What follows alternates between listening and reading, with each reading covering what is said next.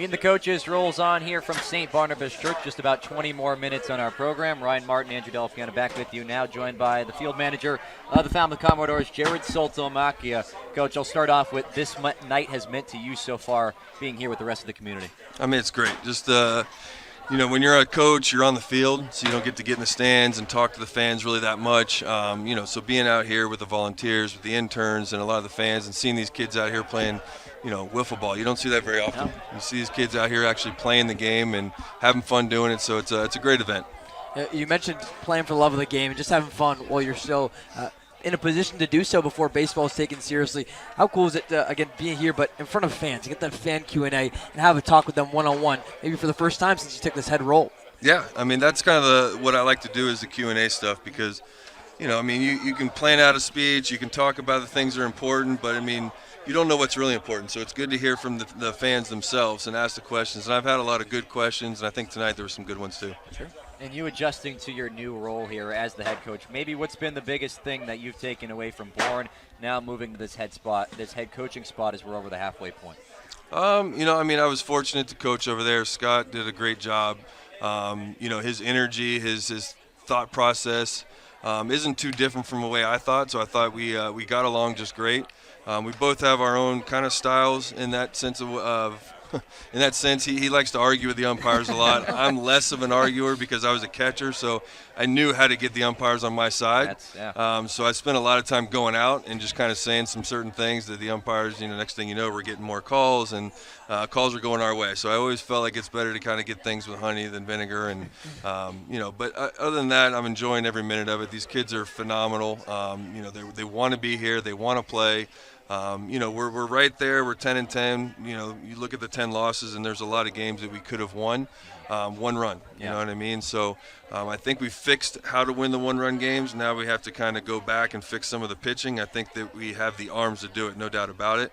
It's just throwing more strikes and kind of keeping guys off the base in damaged situations. I love the emphasis, too, when you're on the podium, saying this is Meet the Coaches event and trying to get all your guys involved and explain to your staff. We got to hear from Bo, Jack, Quinn, Anthony. When you were assembling the staff, Todd Carroll, pitching coach, not here as well, what were some of the qualities you were looking for that this group has represented through 21 games? Yeah, so I think it's important. Your coaching staff is more important than anything. As a head manager, you can kind of delegate a lot of things if you hire the right people. So, my focus is on getting guys that had a lot of energy. You don't want to go too young, you don't want to go too old because you want them to fit in with the players.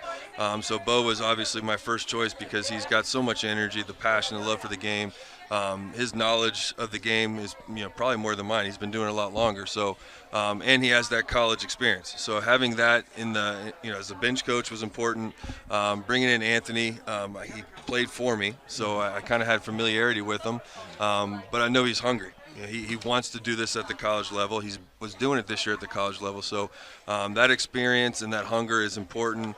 Quinn I had last year. He's kind of like the friend of the guys. Yep. You got to have a friend. You got to have a voice that can tell me, hey, so-and-so was talking last night about how he's not feeling good or something. So, you kind of try and dive into all these different angles. And, TC was kind of a last-minute hire, but, he's got experience. He's done it. He's done it at the pro level. He's done it at the amateur level. So, that experience is very important, and he cares, and that's the most important. And you got another nice piece on the coaching staff as well, and your daughter. What's it been like having her down here for the Cape as well? Chuck's great. Chuck every year has been phenomenal. The school gets mad at me every year because she always misses the first week of school, because we're in the playoffs. So, she's getting to that age now where we're almost going to have to send her home, but I think we can kind of figure – she's staring at me right now. We can figure something out. She's already kind of – Come on over here. Let's get her on. All right, Charlie, come on. Take my headset. She's already trying to figure out ways to stay, and I think mom's okay with it because she's got enough on her hands back home. But so Chuck, come on, tell us about your experience out here. How's it been so far, Charlie? It's been amazing and great to meet all the players and stuff. And you've been helping out in the recruiting, I've been hearing. Yeah. Is that true? Who was your favorite that you recruited? The guy hitting home runs, is it Micah New?